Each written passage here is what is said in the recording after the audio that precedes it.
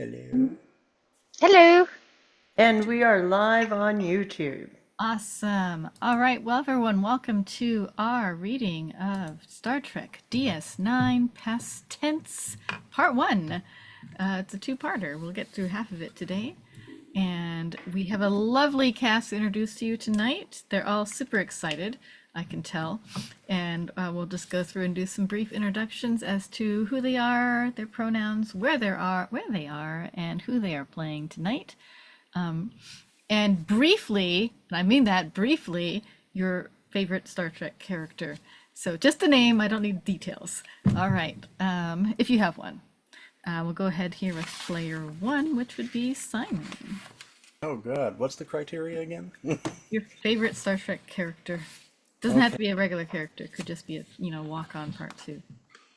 But Okay. everything else is the same. My name is Simon Squire, and I'm in Halifax, Nova Scotia, Canada.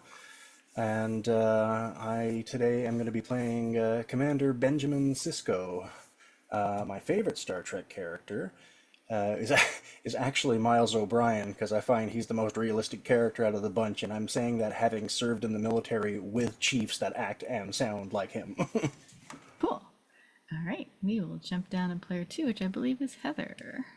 Hello, my name is Heather Lee Cameron. My pronouns are she, her. I'm from Lethbridge, Alberta. I'm an actor, I'm a writer, and I'm an independent filmmaker. Today I will be playing Dr. Julian Bashir, who is my favorite Star Trek character. I love DS9. This is actually one of my favorite episodes.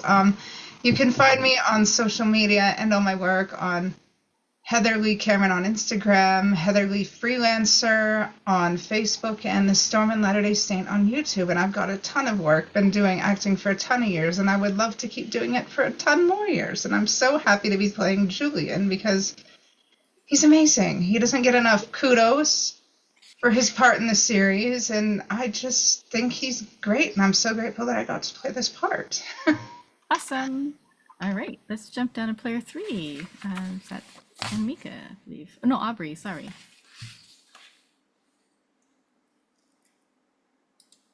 Aubrey? Hi, everybody. I'm Aubrey, and my pronouns are whatever you like. I am in California, and I have been an actor for quite a few years now. And as Heather said, would love to do a few more. Deep Space Nine is one of my favorites series, so I love all Star Trek. And of the DS9 characters, it's really hard to choose. I love them all so much, but I think Dax is probably one of my favorites, if not Dax and Cisco. Oh, Jadzia. Jadzia, Dax all the way. Anyway, so that's who I'm playing today, by the way. I am Jadzia Dax. So, All right. there we go. All right, that's good for me. Okay. Let's see, Vicky. Hello, I'm Vicky Dykes. My pronouns are she, her. I'm an actress in central Alberta, a small town called Penhold. Today I'm reading O'Brien and doing some actions and descriptions and female guest. My favorite character is actually, well, I've got a few, but I'm going to jump outside of this cast. 7 of 9. I really like 7 of 9. Pretty cool. Cool. Let's see, down to Anamika. Hi, my name's Anamika. My pronouns are she, her. I am Aubrey's neighbor in California. I guess we're sharing our acting experience. Acting was my first career, so I'm on like my fourth now, but I haven't done a ton of acting outside of stuff like this recently, but it's fun to get back in the game. And as far as characters, to be honest, I've actually never watched Deep Space Nine, so I'm going to go back to the beginning because I love Sir Patrick Stewart, so I'm going to go ahead and say Jean-Luc Picard. Cool. All right. Let's see, John. Hello, everyone. Hello, I'm John Clarence Gomez. I'm from Manila, Philippines. My favorite character is Bean that I am also playing, and my pronouns are they, them. You can find me on Instagram. I have two accounts there called.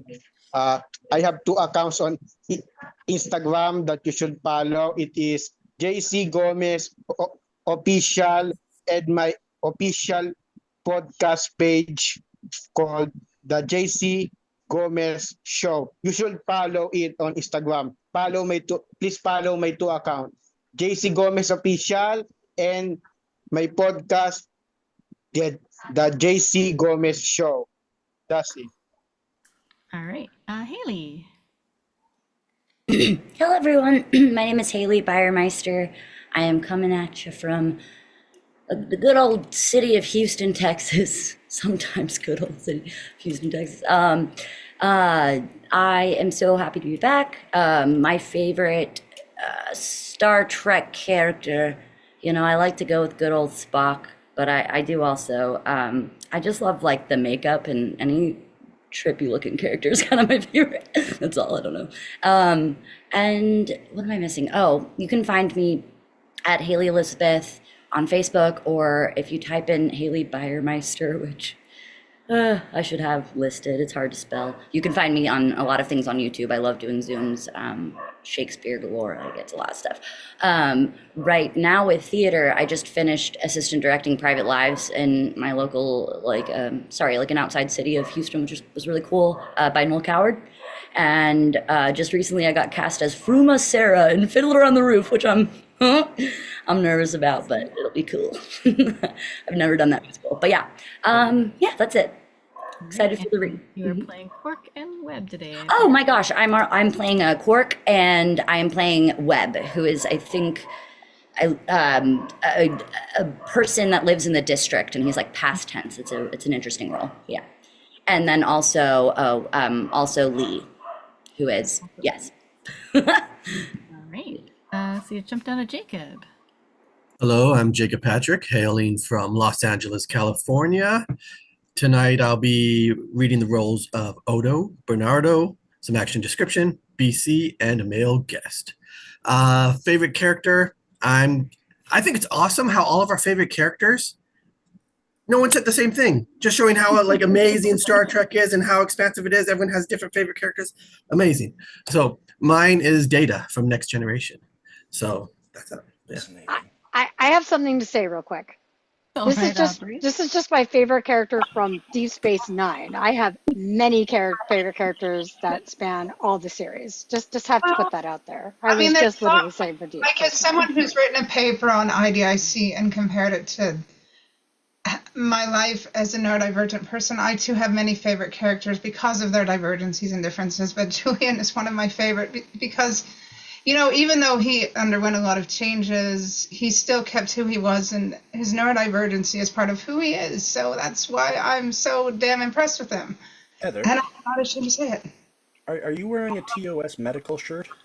Yes. It looks like it's a TOS medical shirt, which is awesome. Yes, I've got the alternate series shirts too, and I'm skinny enough to wear them now. So all the power to me. Does everybody have a favorite episode of any particular show? Oh, we'll get into it after the reading. How about After, that? yeah. After. And I've We got have a to get to list. the reading. I've got a list, and I've got a list of Trek people I've met, and it's a long list. So let's Save just it get for going. after. That's awesome. All right, and last but not least, I am Kat Wilson, one of your hosts tonight, and tonight I'll be playing Kira, the interface, some actions and descriptions, and my favorite character. Well, you can't beat the acting of Patrick Stewart, but I also really love the episodes with Q in them because they're pretty fascinating. Love the chaos. Yes. You may have noticed that today is Canada Day, and also in the U.S. coming up very soon this week is the 4th of July. So if you hear lots of loud noises in the background or a dog's barking, just assume that is part of the background of our sanctuary city, which happens to be quite a bit of a slum. And we'll just kind of add that into extra sound effects. Thank you for complimenting my shirt, Simon. It means the world. Oh, well. So we will get started with our It's script. very I'm nice. going to It go looks ahead like it's and good quality. share our screen. Sorry for my dog. That was wild. I actually have a little costume rack in the back storage room of my house. It's an actual rack where I keep these things. So yes, they are taken care of. Have I shown you guys this before? Oh, that's awesome. That's me. Cool. It is. What is that? A Discover uniform? Yep. Yeah, You look it like was. PETA in Discovery. It was supposed to be Gabriel Lorca. Let me make that a little large. It's Hunter Games meets Star Trek. It's hilarious. Love that. Well, I thought I'd make it a little larger. Let's try Oh boy. that. Maybe I know it's Control really small. Plus. I did hit Control Plus. Here we go. Oh, never It mind. was just Sorry. not working. So, let me double check that it goes down. All right. Can you guys see that okay? Maybe a little bigger. One more. All right. Yeah. How's that? Yes. All right. And this script, just so you all know, the acts are actually labeled in here. It will say Act 1, Act 2, Act 3, Act 4, Act 5. So if you are reading actions and descriptions, you should know exactly when your part starts and ends.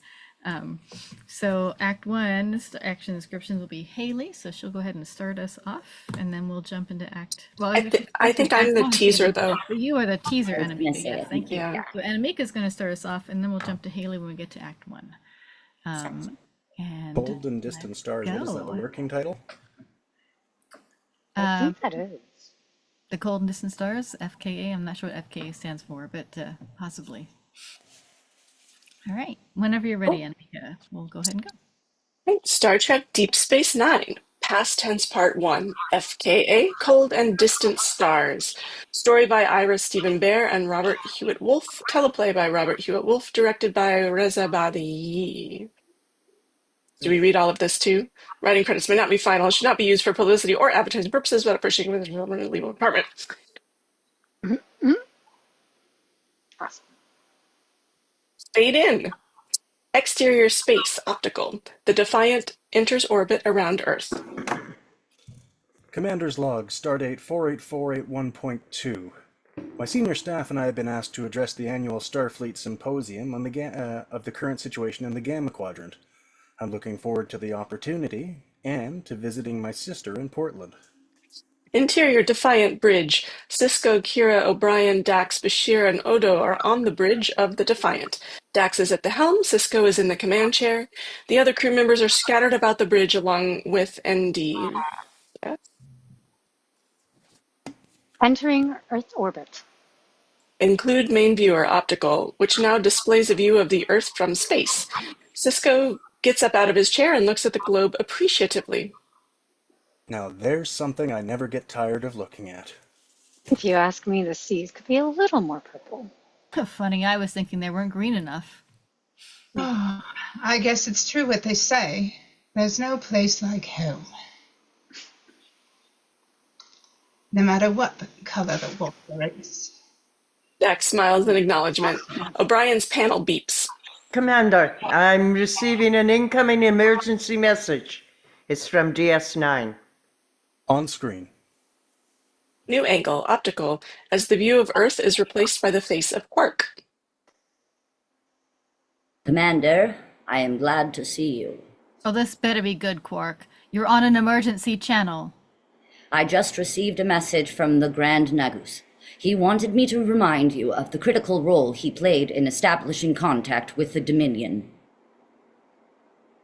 You can assure the Nagus his assistance will be mentioned prominently in my report to Starfleet. But Quark doesn't look happy. There was one more thing, Commander.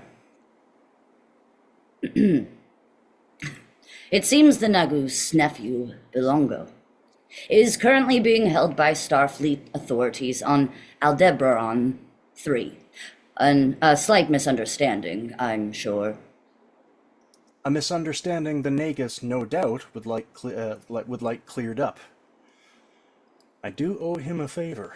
He thinks so too. And to quote the 111th rule of acquisition, it is... Treat people in your debt like family. Exploit them. I've been reading up. Tell the Nagus that I'll do what I can, but remind him of the 217th rule of acquisition. You can't free a fish from water. I'll be sure the Nagus gets the message. Clark ends the transmission. Resume scene as Cisco reacts with amusement. Better get ready, Benjamin. dinner tonight with Admiral Drasman. Not Drono Drasman, the commander of the Proxima maintenance yards.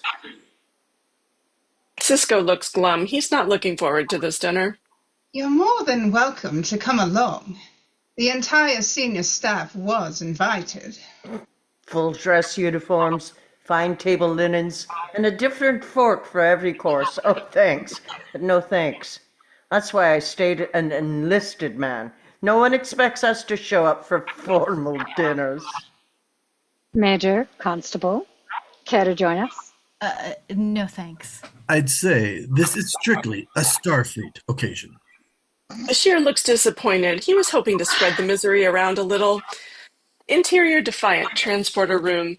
Like all the facilities on the Defiant, this is a compact yet efficiently designed room. There's a smaller version of the standard Starfleet 6-man pad and an operator's console. O'Brien takes his place at the console while Cisco, Bashir, and Dax step onto the pad. She's all yours, Major. Energize, Mr. O'Brien. Aye, sir. O'Brien engages the transponder. Porter. New angle optical as Cisco, Dax, and Bashir beam out. Oh, that's strange. O'Brien calmly makes a small adjustment to the controls. What's wrong?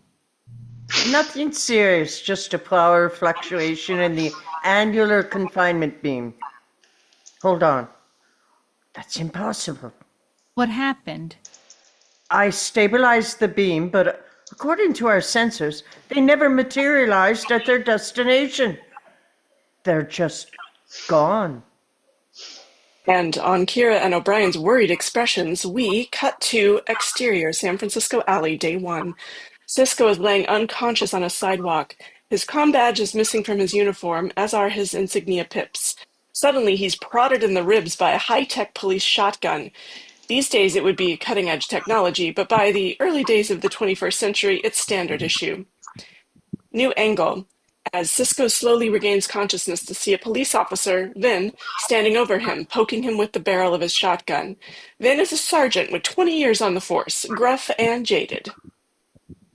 Look what we have here. As Cisco stands up, a second police officer, Bernardo, yanks Bashir to his feet. Bernardo is younger and less experienced than Vin, and as a result, he's a little more affable and idealistic. Both cops wear the uniforms of the Sanctuary District Police, which are less severe than the ones we're used to. Who are you? Who am I? Do you believe this? Sleeping beauties asking me questions. Hey, Vin, we've been working all night. Why don't you forget these guys? I just want to go home, see Sonia and the kids, and get some sleep. Bashir holds his head. He's having trouble standing, and both he and Cisco are groggy and disoriented. What are you? An anarchist? There's a law against sleeping in the streets. The cop looks from Cisco to Bashir, noticing the uniforms. Thought I do like the matching pajamas. All right, let's see some logo. Logo?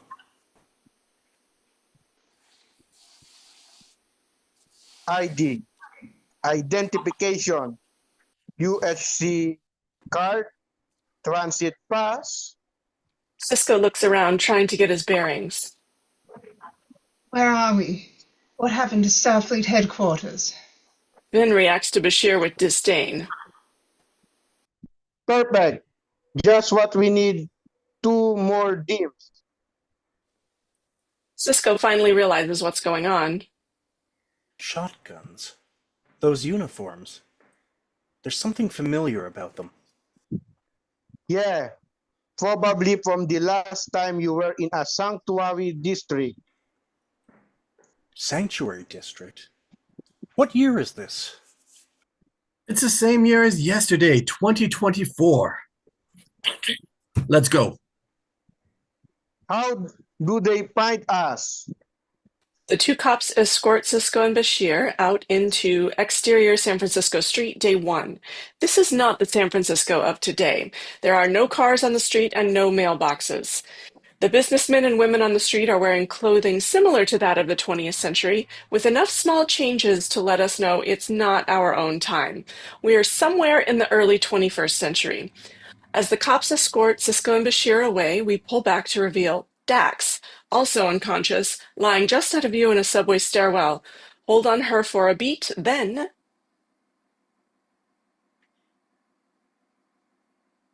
End of teaser. Act 1. Fade in. Note episode credits fall over opening scenes. Exterior, San Francisco Street. Day number 1. Dax is still unconscious. A man's hand gently touches her neck to take her pulse. The man, Chris Briner, is about Dax's age, maybe a little older, well-dressed, and well-groomed. He looks concerned. He puts his hand on her forehead to feel her temperature. Dax's eyes flutter open. Are you okay? Oh, my head. What happened? Did you get jacked or something? Jacked? Robbed? Dax is starting to shake off some of the grogginess. She gets up and looks around and realizes she definitely isn't where she should be. Did they get your credit chips, your ID? Looks like they got everything. She checks for her comm badge and is relieved to find it's still there. Except my brooch. Where do you live? Can you get home okay? I just got here. I was traveling with some friends. We got separated. Well, you shouldn't be walking around without ID. You'd better order replacements. You can use my inter-office terminal if you want. My office is right around the corner. That's very kind of you. Dax trails off. She doesn't know his name. Chris Brenner. I'm Jetsia. Pretty name. What is it, Dutch? Something like that.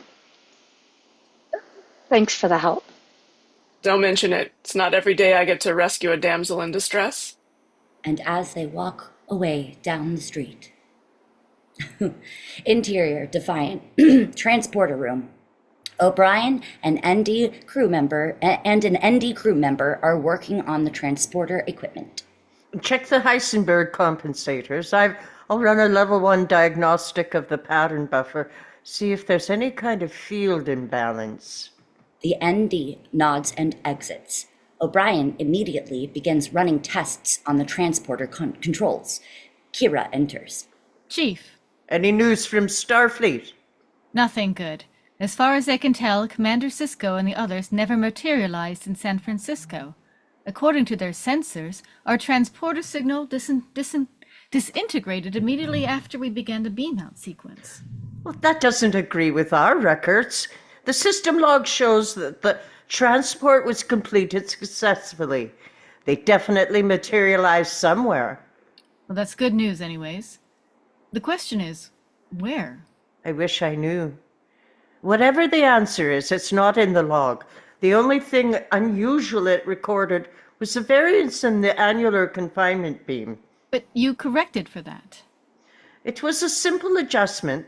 The beam was just reacting to the accumulation of chronoton particles in the ship's hull. Chronoton particles. They're emitted by the cloaking device. Sometimes they become lodged in the ship's ablative armor matrix. But we've used the transporter many times since the cloaking device was installed. There's never been a problem before. And I don't know why it would be a problem now. O'Brien sees something on the transporter control readouts that puzzles him. Wait a minute. It looks like there's a surge of temporal energy a few seconds before the initiation of the transporter sequence.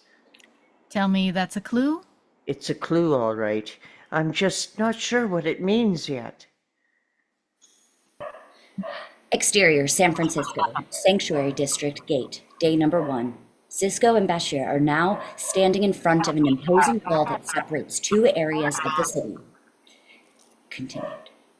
There's a gate in the wall to let in pedestrians. Vin is logging in with the security district police officer who's manning the gate while Bernardo is keeping an eye on Cisco and Bashir. How do you feel? Better. Me too. Probably transporter shock. Disorienting, but it wears off quickly. At least I know one thing. We're definitely in San Francisco. I caught a glimpse of the Golden Gate Bridge a few blocks back. I saw it too. Bashir's hand unconsciously goes to his chest, where his comm badge would be. Any idea what happened to our comm badges? They must have been stolen when we were unconscious. Off Bashir's reaction as he realizes that's probably what happened. This isn't the Earth we're used to, Doctor. That's still at least a century away. I wish I knew what happened to Dax. She was in the transporter beam with us. Whatever affected us must have affected her too. That means she's probably somewhere nearby. As soon as we get a chance, we've got to find her. And then what? What Bashir's really asking is, how do we get out of this? Cisco doesn't have an answer, but he has the quiet confidence to know that given time, he'll find one. And then we find a way home. Vin finishes his business at the gate and signals Bernardo. Bernardo glances at his watch and frowns. He gestures for Cisco and Bashir to walk toward the gate.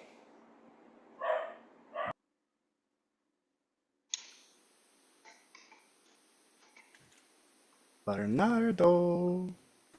I'm sorry. Okay, let's go. Hurry it up. Sonia's gonna kill me. The cops escort Cisco and Bashir through the pedestrian gate and into exterior Sanctuary District A street, day number 1. Optical. Cisco and Bashir enter a street lined by dirty, dilapidated buildings with boarded up windows and impromptu campsites set up in the doorways and stairwells. It's a sharp contrast to the relatively clean city outside. The street is crowded with poorly dressed homeless men, women, and children of all ages and races, many standing in a long food line. Once they are entered through the gate, Bernardo pulls Vin aside to try and convince Vin to finish processing Cisco and Bashir without his help. This exchange takes place in the background, and we don't have to hear it. Angle on Cisco and Bashir as they react to the utter power and that surrounds them. What is this place? A sanctuary district. Bashir looks questioningly at Cisco. The term means nothing to him. I'm afraid 21st century history isn't one of my strong suits. Too depressing. It's always been a hobby of mine. They made some ugly mistakes, but they also paved the way for a lot of the things we take for granted. I assume this is one of the mistakes? A bad one. By the early 2020s, there was a place like this in every major city in the United States. But why are these people in here? Are they criminals? No. People with criminal records weren't allowed in the sanctuary districts. Then what did they do to deserve this? Nothing. They're just people. People without jobs or places to live. So they get put in here?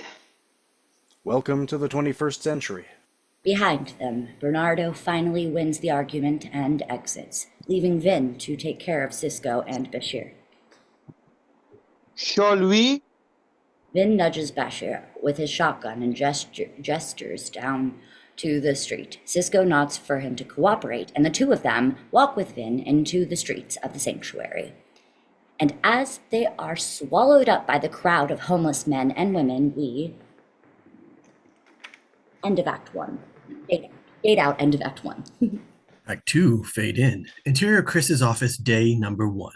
Chris's penthouse office is decorated in high-tech, ultra-modern, 21st century style.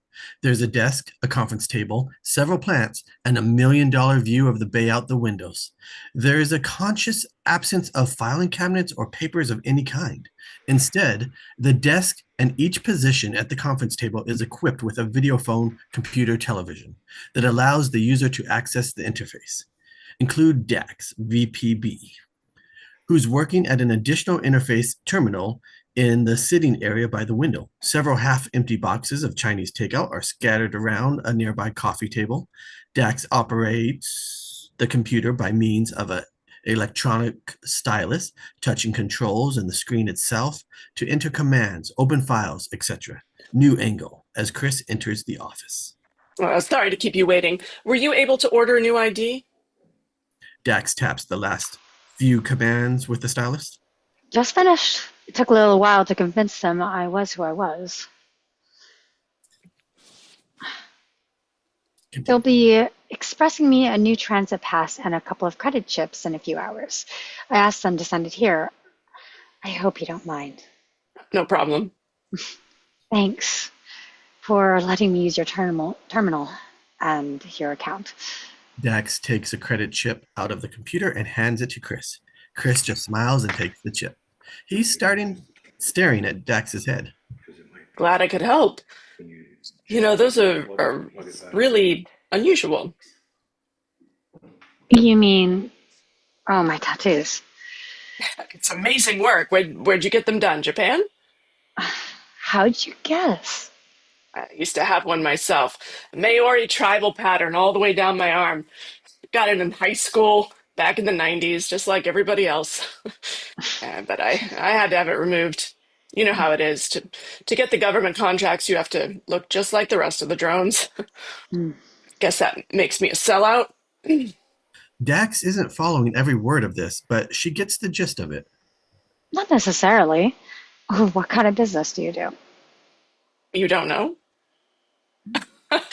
I've got to talk to my public relations people. I'm Chris Brenner of Brenner Information Systems. You know, interface operations, net access, channel 90.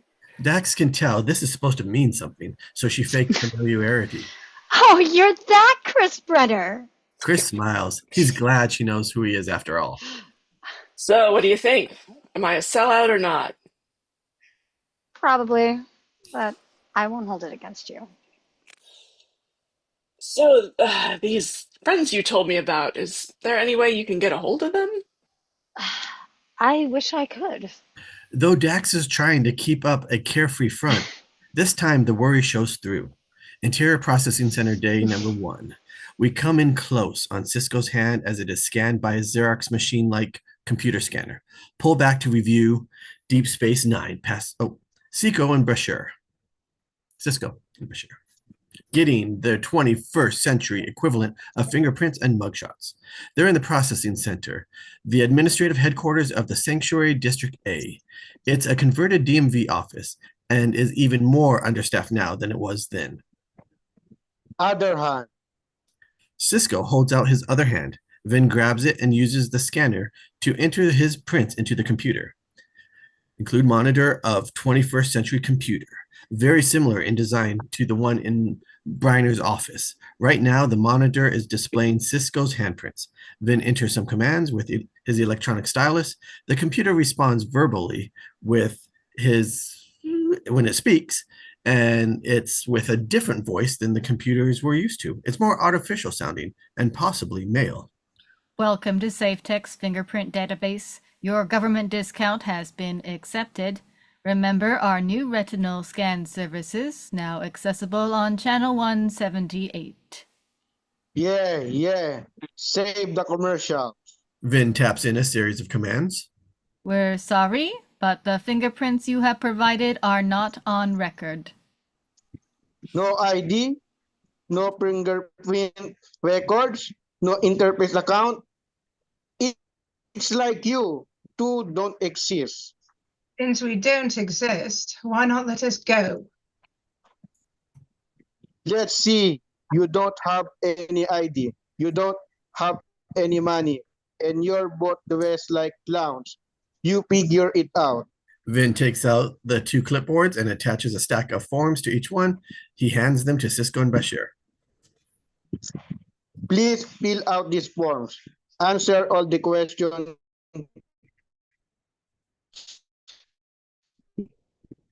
to the best of your ability. If you cannot read, the questions can be given verbally. If there is any part of this form of our staff for assistance. Now sit down, shut up, and fill out the forms. And if you've got any problems, don't come to me with them. Cisco and Bashir exchange a look. This is definitely not what they're used to. O'Brien enters the bridge and finds Kira standing by the con, talking to an ND. Tell Admiral Nagomo I appreciate her offer, but I don't want anyone beaming onto this ship until we know what's going on. If they want to come up by shuttle, that's fine.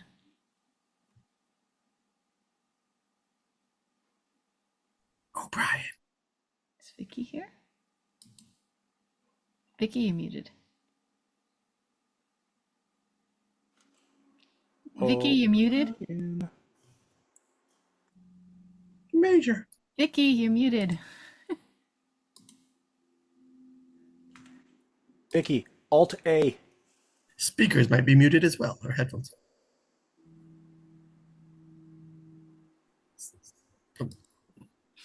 Looks like she's having technical issues.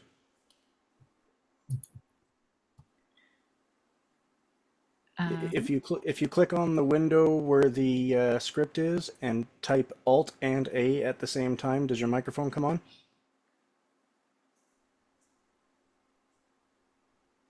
For anybody viewing this, just give us a minute. We're having some technical issues.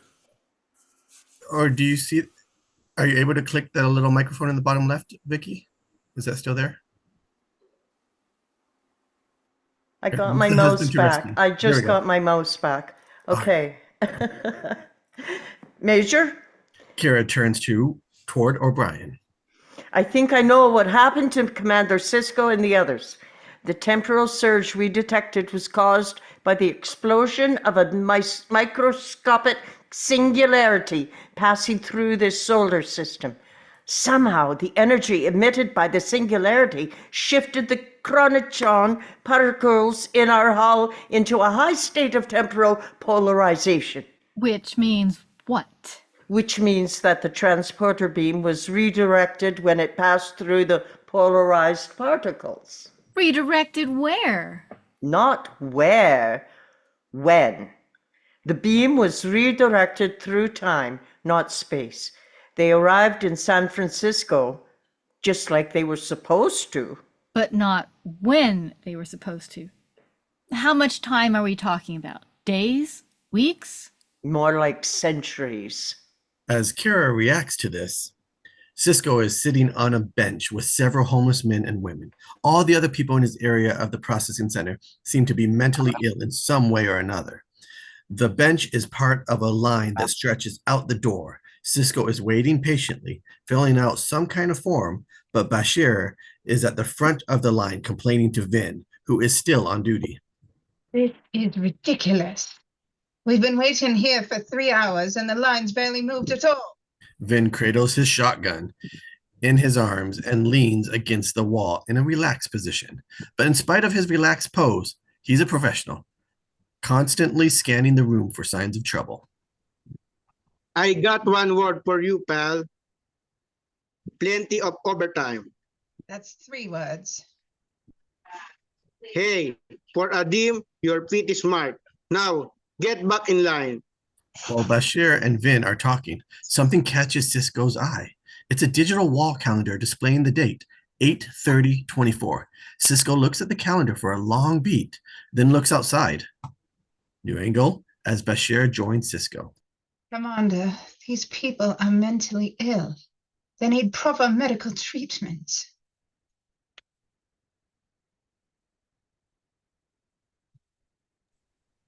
And Cisco responds. Sorry, microphone was glitched out. This time it was my turn. I know, but they're not going to get it. Not now, anyway. Bashir picks up Cisco's mood. What is it?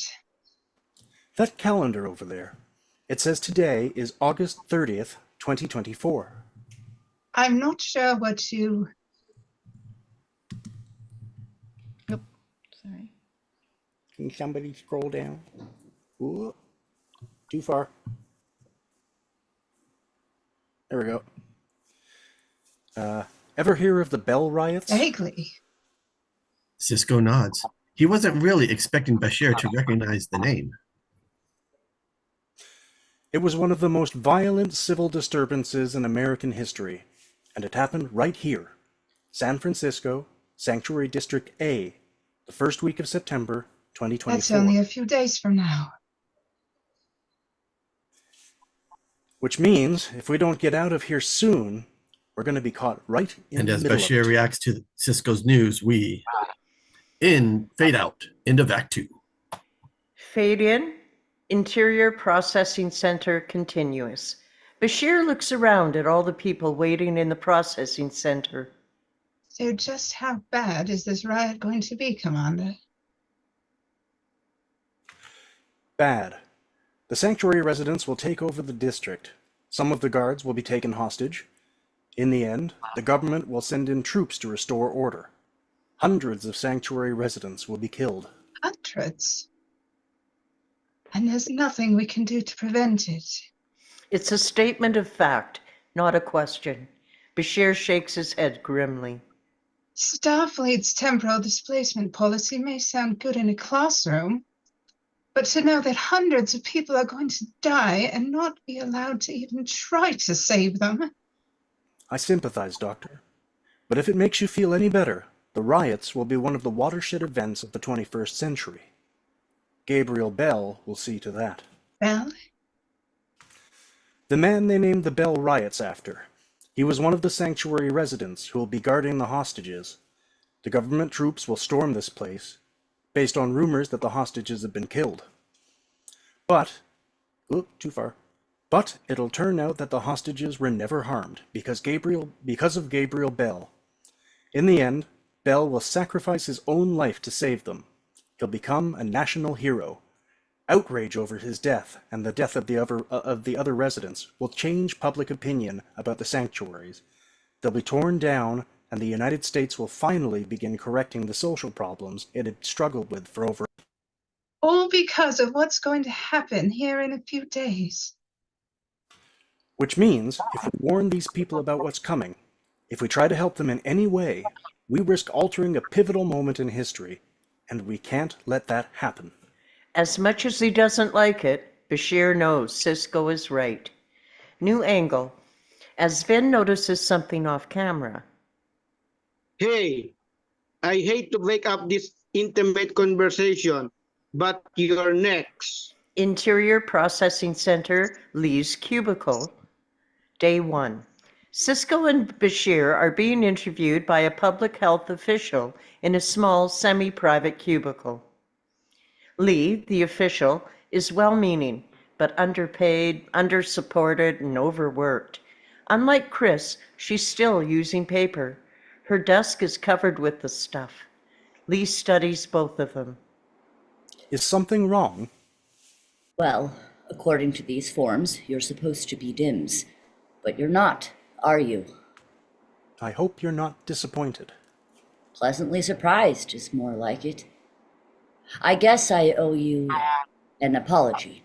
If I'd known you were gimmies, I could have processed your application much sooner. Gimmies? They're American slang terms. I try not to use them, but it's a bad habit. Gimmies are people like you, people looking for help, a job, a place to live. And what about the DIMS? Don't they need help? The DIMS should be in hospitals, but the government can't afford to keep them there, so we get them instead. I don't like it, but that's the way it is. I see here that you both just arrived in San Francisco. Do you have any jobs lined up? No. We weren't really planning on being here that long. Have you got a place to stay or anyone who can vouch for you? We were traveling with a friend, but we were separated right after we arrived. Do you have any way of contacting this friend of yours? Not at the moment. In that case, I'm afraid you'll have to stay here in the sanctuary for the time being. You mean we can't leave? It's for your own safety. Really? And it's the law. And what about jobs? How are we supposed to find work and a place to stay if we're stuck in here? One of the services we provide is job placement. And how long does that usually take? Lee looks very uncomfortable. I wish I could give you a definite answer, but right now, jobs are hard to come by. What with the economy and all, my advice is to be patient. There's an awkward silence. And then Lee takes 2 plastic cards out of her desk. She gives one to each of them. In the meantime, take these. There are your ration cards. You can use them to get food and water at any of the distribution points in the district. Hang on to them. And where are we supposed to stay while we're here? Anywhere you like. The buildings in the district are there for everyone to use. In other words, they're on their own. Thanks for all your help. Cisco and Bashir head for the door. Oh, one more thing. A little advice. Stay away from district security. They've had their budget cut again. They're overworked and underpaid, and just give them a lot of space. And watch out for ghosts. Ghosts? That's what we call people who haven't integrated well into the sanctuary. They can be dangerous. They tend to prey on other residents. Thanks for the warning. We will stay out of their way. Cisco and Bashir exit. Lee watches them go. She feels for them, but she tries not to let it get to her. Interior, Chris's office, night 1. Dax is alone in Chris's office. She's trying to contact Cisco and Bashir over her comm badge, and from her expression, it appears she's been at it for a while. Dax to Cisco. Dax to Bashir. If you could hear me, please respond. There's no answer. Chris enters. Okay, my assistant was able to get you a room at the Clift for the next 5 nights.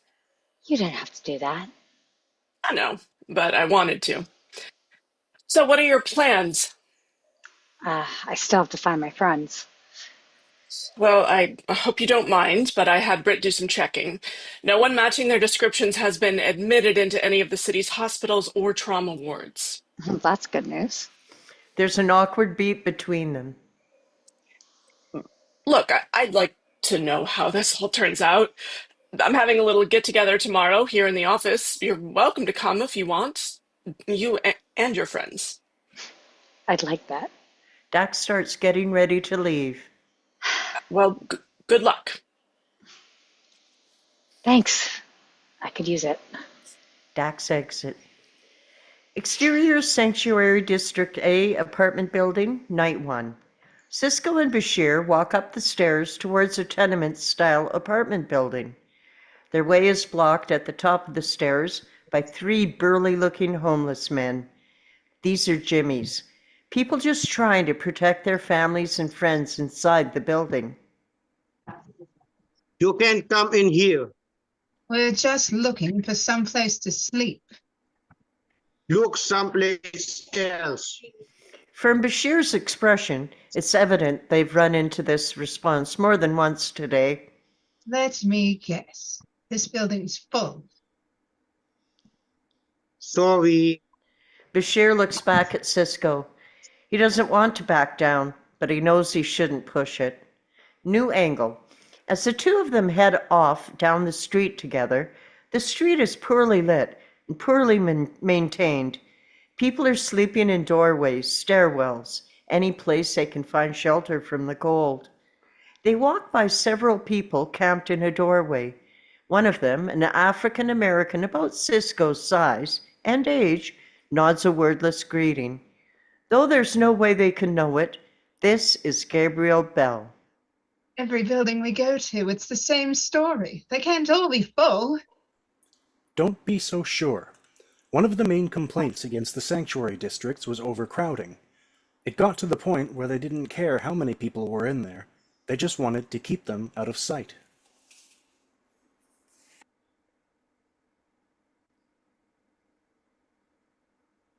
Bashir and Cisco walk by a dim, who's sitting on a curb, gently rocking back and forth. Bashir glances at the dim and shakes his head. And once they're out of sight, what then? Look at him. There's no need for that man to live like that. With the right medication, he can lead a full and normal life. Maybe in our time. Not just in our time. There were any number of effective treatments for schizophrenia, even in this day and age. They could cure that man now, today, if they gave a damn. It's not that they don't give a damn, Doctor. It's that they've given up. The social problems facing them seem too enormous to deal with. That only makes it worse. Causing people to suffer because you hate them is terrible. But causing them to suffer because you've forgotten how to care, that's even harder to understand. They'll remember. It'll take time, and it won't be easy. But eventually, people in this century will remember how to care. But it makes you wonder, doesn't it? Are humans really any different than Cardassians or Romulans? If push came to shove, if something disastrous happened to the Federation and we got frightened enough or desperate enough, how would we react? Would we stay true to our ideals? Or would we just end up here, right back where we started? I don't know. But as a Starfleet officer, it's my job to make sure we never have to find out. They round the corner and come upon a group of ghosts who are in the middle of beating up on a confused-looking dim. The ghosts are tough-looking and better fed and dressed than the rest of the people on the street. The top of the food chain. They throw the dim to the pavement. BC, the leader of this particular group of ghosts, is a wiry, tightly wound man in his late 20s. Get his food card. The dim, who's had the wind knocked out of him by the fall, tries to huddle up and protect himself. Angle on Cisco and Bashir. Looking in shock and revulsion at what's going on, Cisco can tell that Bashir wants to intervene, but holds him back with a look. Remember, Doctor, we can't interfere. BC looks over and sees the look on Bashir's face. You got a problem? No problem.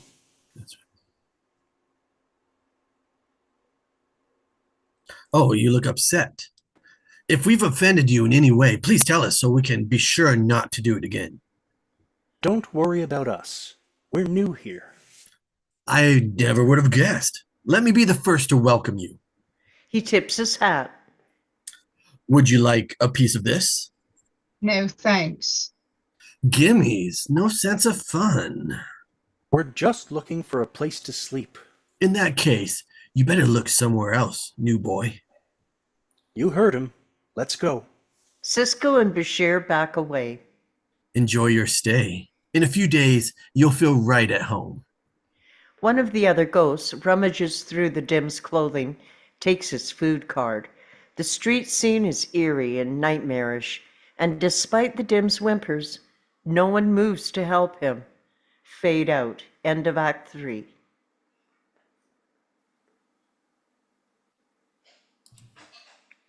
Bree?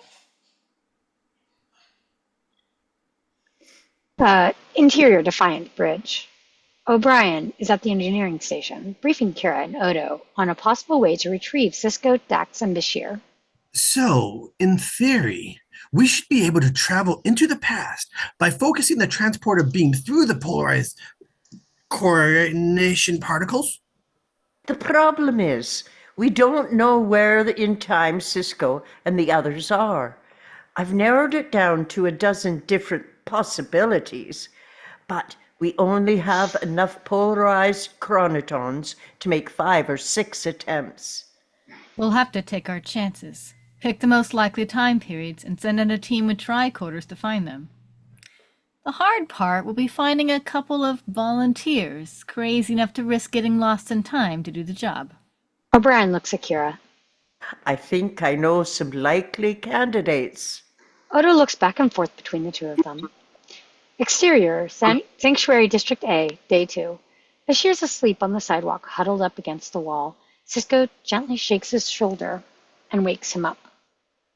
Bashir gets up with a groan. His muscles are sore from sleeping on concrete.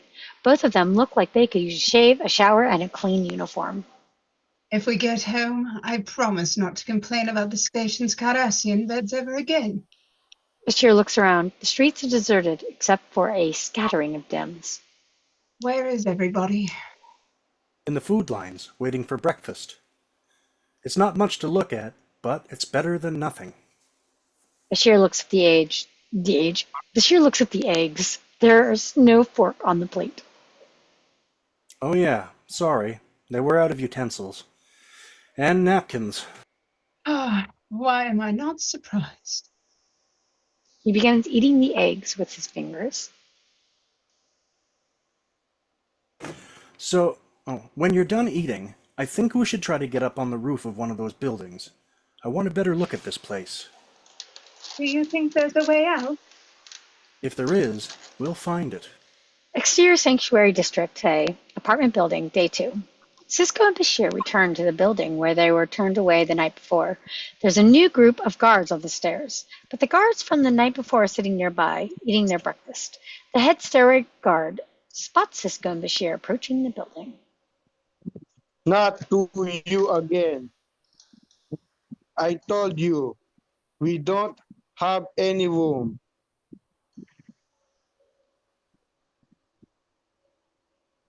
We're not looking to stay. All we want is to go up to the roof and take a look around.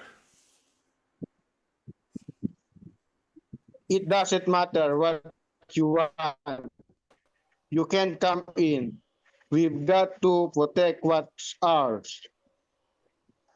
Look, maybe we can make a deal. Isn't there something we can trade to get access to your building?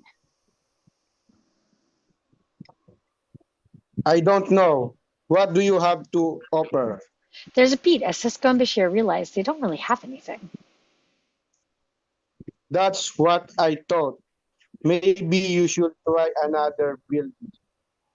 Bashir and Cisco start to leave, but one of his companions whispers something to the stairway guard who calls after them. Hey, wait a minute. Maybe we can make a deal after all. Cisco and Bashir are picking their way through an ill-lit hallway inside the tenant building. Neither one of them is wearing their uniforms anymore. They exchange clothing with the stairway guards outside. Well, at least we look like we belong here. Yeah, and we smell just as bad as everyone else. Cisco smiles at Bashir's attempt to make light of their situation. The stairwell must be around here somewhere. They round a corner and run into a homeless man, attending to an injured teenage boy. But as soon as he catches a glimpse of Cisco and Bashir in the darkened hallway, Webb spins around and points a knife at them. Stay away from him. Whatever you say, just put the knife down. Webb is a man in his mid-40s. He's a gimme who still has hope that things will get better. He tries to make himself look presentable. His clothes are wrinkled but basically clean. He's clean-shaven and his hair looks messy, but clean. There's something solid and reassuringly middle-class about him, the kind of guy you'd want on your side. He studies Bashir and Cisco for a beat. Then, Step into the light so I can see you. Bashir steps forward into the beam of light. Webb sees his face to relax his little. Relax his little. Oh. Sorry. We're new here. We're just trying to get up to the roof, get a better look at the place. Believe me, if it doesn't look any better from up there. The teenage boy feels a twinge and moans. Dad. Webb decides he can trust Cisco and Bashir. He puts away the knife and goes to tend to his son. Hey, it's gonna be okay. As he watches Webb try to make his son more comfortable. What happened? He got beaten up by some. Bashir kneels down next to the boy. Danny's shirt is cut up and bloody. My wife went to get help, but there's only one doctor on duty at the processing center. Why don't you let me take a look? I know a bit about medicine. Julian? Bashir takes Cisco aside so they can talk in private. It can't hurt just to look. A beat. Then Cisco nods his consent. Bashir returns to Denny's side. He carefully unbuttons and pulls aside the boy's blood-soaked shirt, then examines his wounds. Looks like you were lucky. No broken ribs, and these cuts are mostly superficial. You're going to be okay. You're going to need some clean rags and something to disinfect the wounds. Alcohol will do. Webb nods gratefully. I think I can get some. Webb goes to the items Bashir needs. Looks like we made a friend. Cisco and Bashir emerge from the building. Webb follows them out. You know, the district could use another doctor, I don't really practice anymore. but there are people who need you. I'm sorry. They'll have to get along without me. Webb looks disappointed. I know you two are new here, so let me explain something to you. You can forget about getting out of here anytime soon. This is your home now. The only help we're going to get is from each other. If we don't start pulling together, we're finished. All we want is to be left alone. My mistake. I thought you wanted to get out of here. We do. Well, the only way that is going to happen is for us to get organized and let people on the outside know what's going on in here. Do whatever you want, but leave us out of it. If you want to be left alone, that's fine with me. But if you want to help us and help yourselves, you know where to find me. Webb turns and walks away. Cisco and Bashir exchange a look. They know Webb is a good man, and they want to help, but their hands are tied. Chris is hosting a cocktail party sales presentation for some of his more important clients. His office is full of party guests, well-dressed corporate bigwigs, and their significant others. Dax is standing off to one side watching the crowd. She's wearing a new 21st century clothing, but she's still got her crown badge on. Our seafloor mining project is almost ready to go into operation. The Pan-Caribbean government had some misgivings. Oh, I think that's you, Stowe. The Pan-Caribbean government had some misgivings, but I think we've won them over. I hear you've just come back from Christchurch? Yeah, did a little skiing on Mount Cook. Oh, you're lucky. We had to cancel our trip to the Alps this year because of the student protests in France. I thought the neo-Trotskyists were going to put a stop to that. Oh, they're not having any more luck than the Gaulists did. Europe is falling apart. Yeah, well, at least we don't have to worry about that kind of thing here. Don't count on it. You'll have to excuse Jazia's cynicism. She got mugged yesterday. That kind of thing's bound to give you a negative impression of the future. Oh, so who mugged you? Did you see them?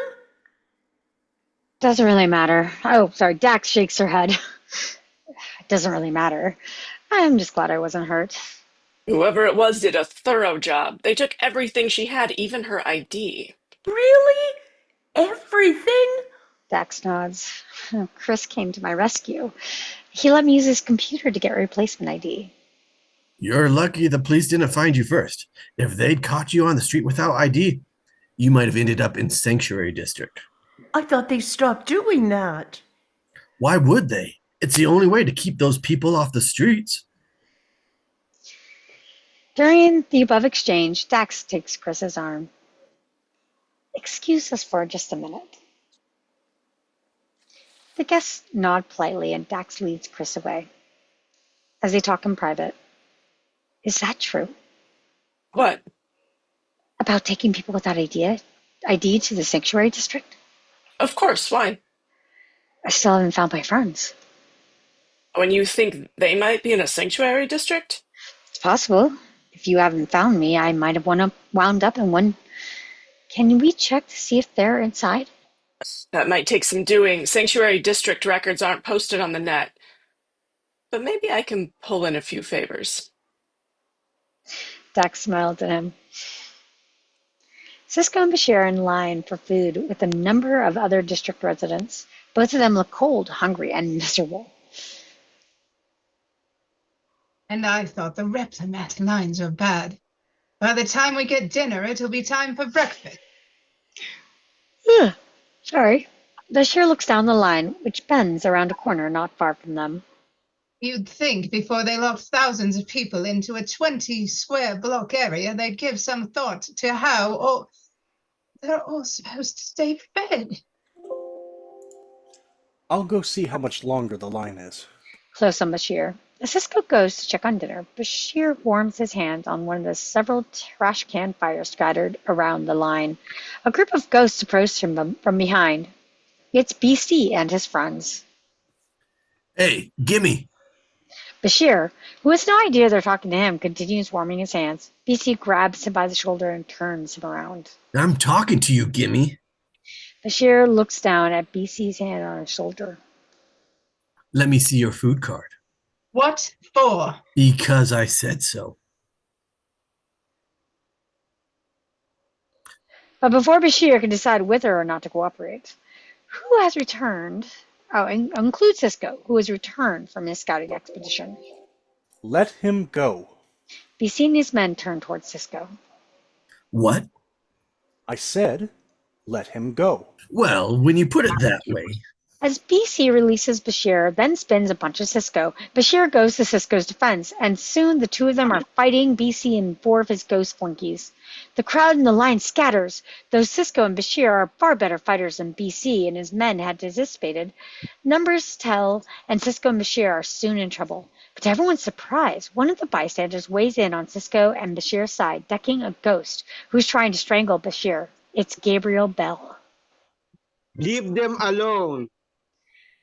Bell, who is a large, strong man, turns the tide, and it looks like Cisco and Bashir are going to be okay when BC draws a homemade knife and stabs Bell. Bell falls. Get his card. As one of the ghosts begins searching Bell, BC spins towards Cisco, who is struggling with another ghost. But to BC's surprise, Bashir kicks the knife out of his hands. As the shiv slides across the street, Cisco finishes off his opponent. BC sees the tide is turned against him. He signals his friends and BC, and the other ghosts retreat. Bashir goes to help Bell, then hesitates for a bit, then looks up at Cisco. Help him. He wouldn't have gotten hurt if it wasn't for us. Bashir begins CPR, but he isn't having much success. Breathe, damn you, breathe! Bashir worked hard to revive Bell, but he knows it's no use and eventually stops. Bashir looks at Cisco and shakes his head. Oh, he's gone! Cisco sees Bell's discarded food card, which the ghost dropped in his hasty retreat, and picks it up. He reacts at what he sees. In the distance, we can hear the cops getting closer. Come on, we've got to get out of here. But Bashir is still stunned by Bell's unexpected death. Doctor, Let's go. Cisco pulls Bashir to his feet, and the two of them retreat from the scene. Cisco and Bashir reach, exterior Sanctuary Alley, Night 2. Cisco and Bashir reach the safety of the secluded alley. Bashir looks around the corner for pursuit, but there isn't anyone following them. No sign of the police. Right now, they're the least of our worries. That man, the one who got killed trying to help us. Cisco gives Bashir the food card. That was Gabriel Bell. And as Bashir reacts to this dire news, we fade out, end of Act 4. Fade in to the interior Defiant Bridge. Major Kira enters wearing nondescript civilian clothing, like the stuff she wore in The Homecoming. She's a comm badge on, and she's carrying a shoulder satchel containing a tricorder. She approaches O'Brien, who's also wearing civilian clothing from The Homecoming. All right, Chief, let's get over to the transporter room before we change our minds. Too late, Major. Looks like Starfleet's changed our minds for us. I just got a message from Admiral Wright of Starfleet Command. Headquarters thinks our plan's too risky. They're afraid that while we're searching for Cisco and the others, we might contaminate the timeline. Get me, Admiral Wright. I had a feeling you'd say that. O'Brien goes to the console and taps in some commands. That's odd. What is it? I'm not getting any response from Starfleet. New angle, as Odo enters looking concerned. Is there something wrong with our communications array? I was just speaking to Starfleet security when my comm line went dead. There's nothing wrong on our end. Everything checks out fine. It could be interference on the comm channels. Try a wideband subspace signal. Still nothing. Maybe if I direct it toward one of the Federation communications satellites in Earth orbit. O'Brien trails off. He looks more worried than ever. What is it, Chief? They're not there. The entire Earth satellite network. It's gone. The space docks? The orbital habitats? All of it. The Utopia Planitia yards on Mars, the terraforming stations on Venus, Starfleet headquarters. I can't detect a single sign of Starfleet activity anywhere in this sector. Try a non-Federation frequency. The only subspace signals I'm detecting are coming from the vicinity of Alpha Centauri and the Romulan. That's impossible. Do you think that Cisco and the others might have somehow altered the timeline? They must have. Well, then why weren't we affected? I'm not sure. Maybe when it exploded, the singularity that polarized the Carnisian particles created some kind of subspace bubble around the ship, isolated it from the changes in the timeline. I'd have to run tests to be sure. But one thing's for certain. Right now, this ship is all that's left of Starfleet. And as this sinks in, we switch to the exterior Sanctuary Alley Night 2.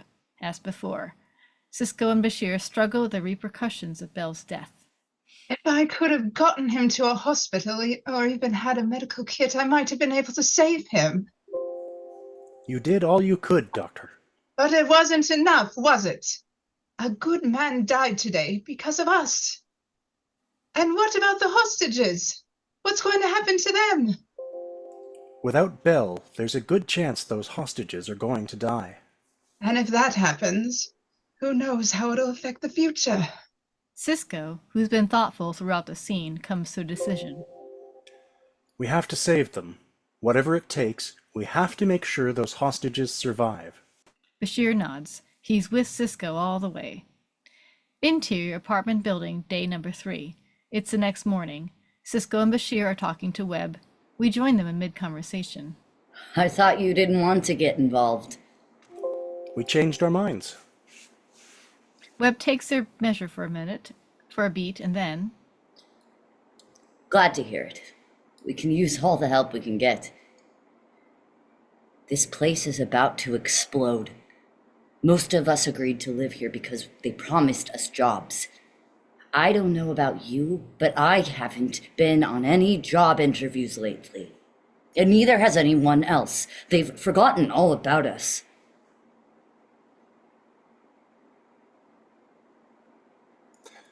So, what do we do? We make them remember. The day after tomorrow, we're going to hold a rally outside of the processing center. I want everyone to be there. Gimmies, ghosts, even dims. We've got to remind the people outside that we haven't done anything wrong. That we're not criminals. And that we don't deserve to live like this. We'll spread the word. Good. One more thing. Tell the people when they come to the rally to bring their families, their kids, and try to look their best. After all, we are not derelicts, no matter what they say about us. I could probably use a shave myself. Not to mention a bath. Webb smiles and Cisco and Bashir smile back.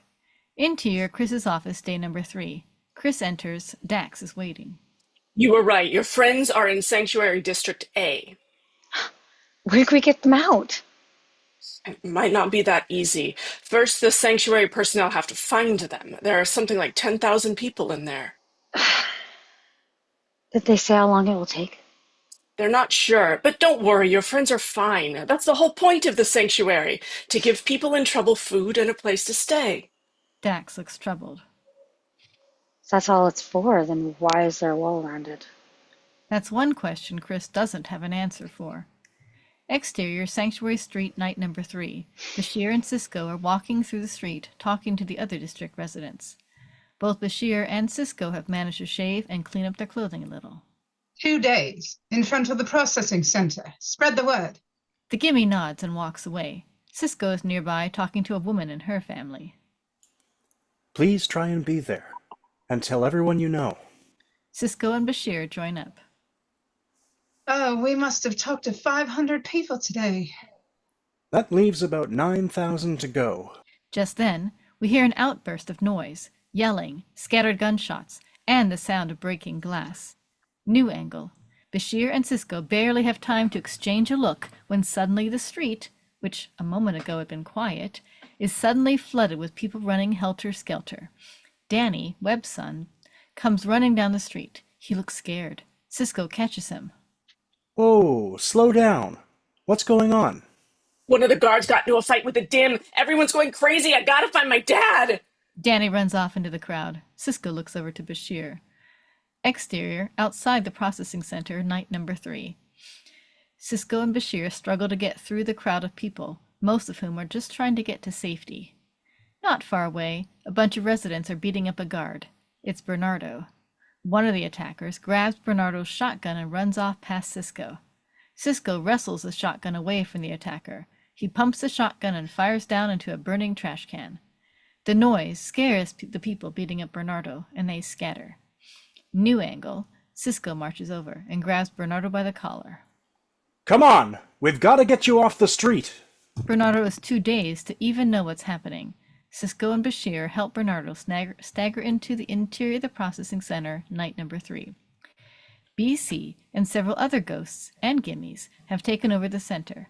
The place is trashed. Lee and 3 other hostages are gathered together by one of the cubicles. BC and 2 of the ghosts have shotguns. The other hostage takers have impromptu weapons. Everybody, hands on your heads. Face the wall. Haley? Haley, are you there?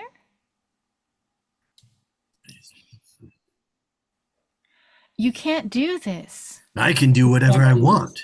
Now, BC shoves Lee hard into the wall. against the wall. That's enough!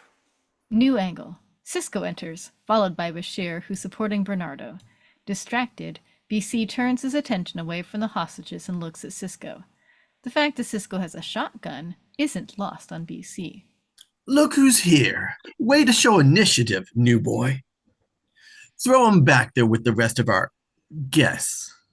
What the hell do you think you're doing? I think I'm making a political statement. Maybe if we're lucky, we can even stage a nice photo op. I hope that meets with your approval. Close on Cisco, as he considers the situation. Whether this is how things were supposed to happen or not, hostages have been taken and the riots begun. Cisco knows what he has to do. Do as he says. Bashir escorts Bernardo to the rest of the hostages. All right, I've been waiting for this time for a long time. It's going to be worth it. Ain't that right, new boy? The name's Bell. Gabriel Bell. Bashir sees that the die is cast, and he and Cisco join the ranks of the ghost. Close on BC, who smiles. Things are going even better than he expected. Close on Cisco and Bashir, as they stand with the ghosts, committed to repairing the past, regardless of the cost. Hold on to the 2 of them for a beat, then fade out. To be continued. End of Act 5.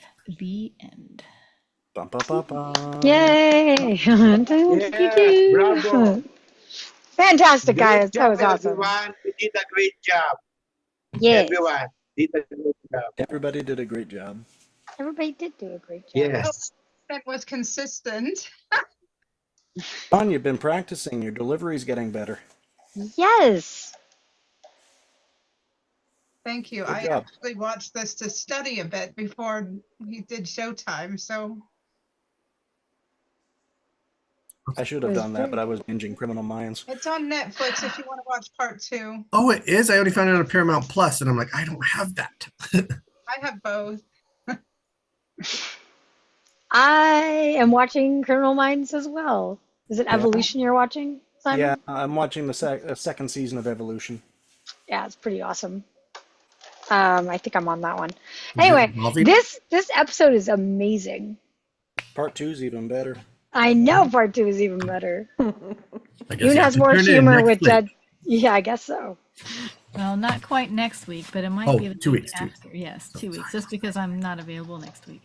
It So we reflects can- a very scary situation, what's going on in the world right now. I mean, it's not limited just to America, it's everywhere. Like, the marginalized, I guess is a good word for it, are not treated so kindly, and they have to really struggle to get what they need and want because people don't take them seriously. They get mocked, marginalized, and they just are demonized and dehumanized, and it's terrible.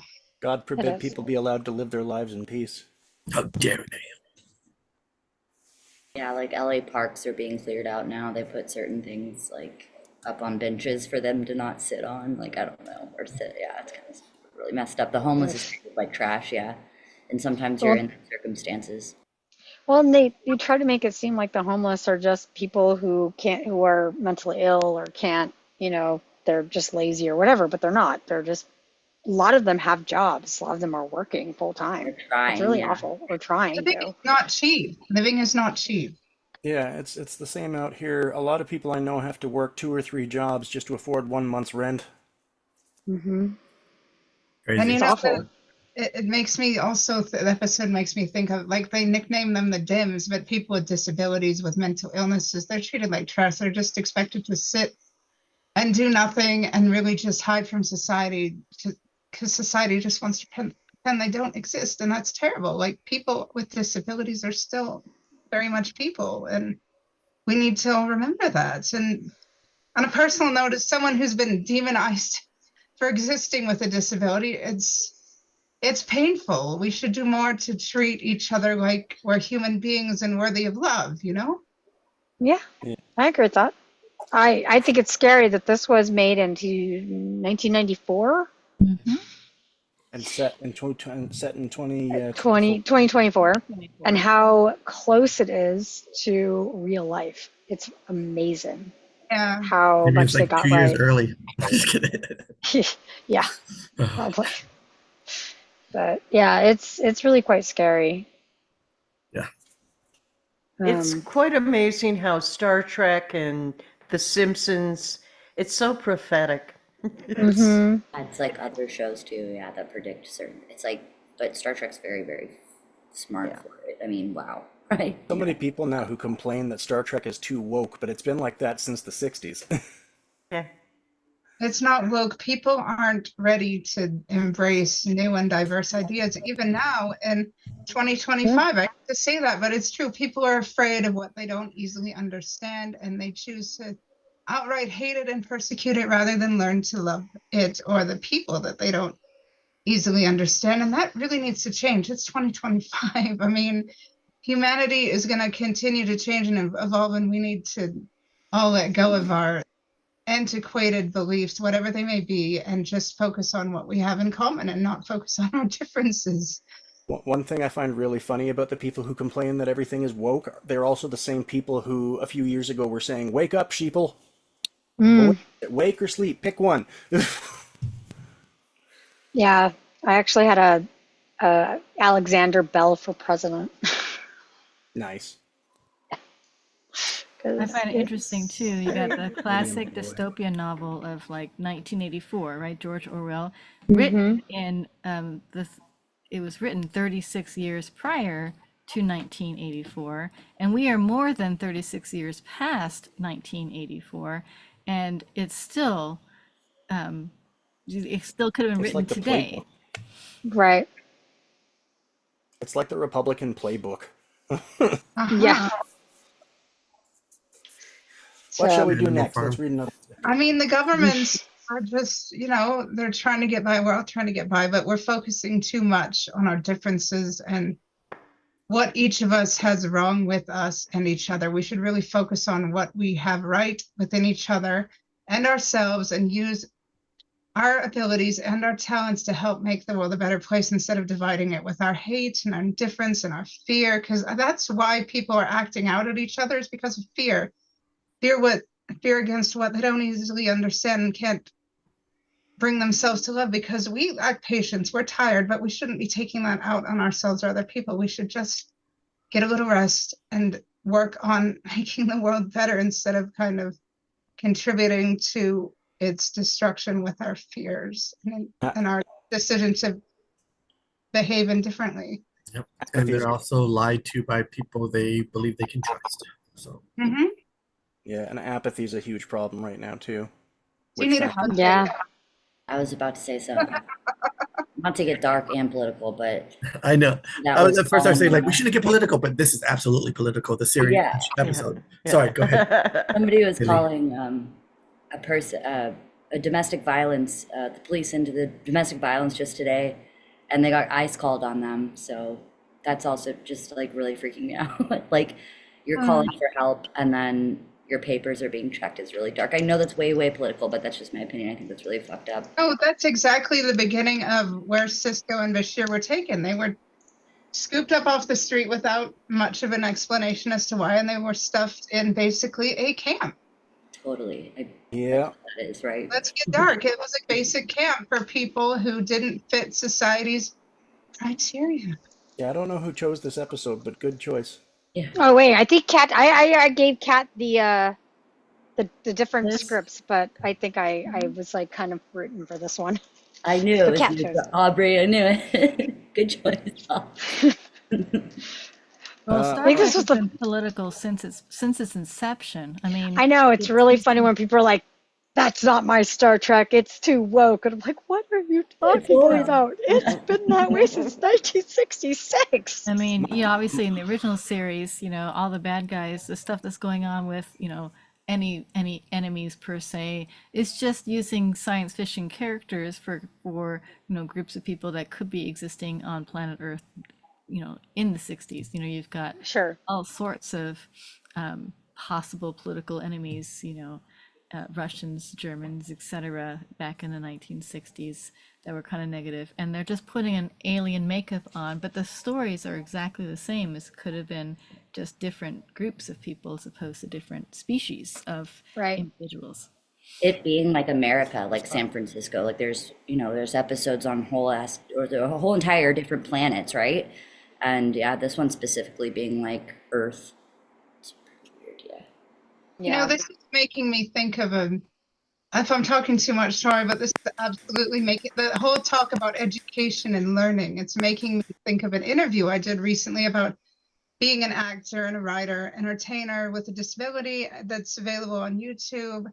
And I will be happy to get that link to you all. And this interviewer asked me, what would you do if the formal education system went away? What would we do? What do you think would happen? And I'm like, that's why we have each other. That's why we have the creative arts. We can help each other. We can educate each other. That's why we need each other. Absolutely. And the creative arts, because we can lift each other up as long as we're willing to look past our differences and care about each other. And because even if we don't have formal education, we can still teach each other and lift each other up. And we're all each other has. And family's not always, and a little bit more, family's not always blood, but it's what you make. And this is a Right. family, and we can all make little families. And art outside of everyday influence isn't really, it's not art just for art's sake. And I was watching a Ukrainian dance a couple weeks ago, and they were doing the traditional Ukrainian dance, on the stage with the traditional footwork, the traditional music. And halfway through the dance, you heard these air raid sirens, and all the dancers fell flat on the floor because they were mimicking an air raid, which of course is definitely going on in Ukraine right now. And then, bodies were being dragged off the stage. So they completely changed the tone of the dance halfway through by by putting in stuff from everyday real life that's going on right now. And it was utterly horrifying and amazing at the same time. So, on a lighter note, does anybody have one favorite episode of Star Trek? It can be any Star Trek, but it's got to be one. What would you pick? Not fair. Oh, that's easy. I got one. Yeah. My favorite one is with Patrick Stewart, and he's transported in his mind to a new planet Oh, that is being taken over by the sun. The sun is beating down on the planet, and Oh, he when lives in he's a come in? the inner and he, night. That's the inner light. Yeah, it's inner called the light, inner light. and he lives an entire lifetime, and he learns how to play a little flute during it too. That one's And so eventually, sad. he becomes an even older man, and eventually is near death. And then he finds himself back on the Enterprise. You know, this culture, the civilization couldn't save themselves, so they managed to capture his spirit and take it off this planet, and they can relive this thing so that the planet could be remembered because they didn't have the technology to rescue all their people instead. And that's my absolute favorite episode. My favorite Fun as fact. well. And if you guys want to watch it, I just typed up when you said the thing, season 5, episode 25, if anybody wants to watch it. Sorry, Simon. Excellent. No. Who's next? I, I asked the I, question, so I'll I just go mean, last. fair. To be fair, I have like favorite episodes from each series of my favorite series, obviously. But I would actually say my OG favorite one is The Cage. Is the first pilot of Star Trek. It's just I don't know. There's something about it. Maybe it's Jeffrey Hunter. Okay. Maybe it's because Spock isn't quite Spock yet. Maybe it's He it's smiles. also just the cerebralness. Yeah, he smiles. It's also the cerebralness of the show. The whole idea of like you have these aliens that find humans and they don't really know what they look like, and they try to put back this human together, and they don't know what she looks like, and You it. should watch Strange New Worlds then. Oh, I've absolutely watched Strange New Worlds. Anson Mount is perfection, utter perfection.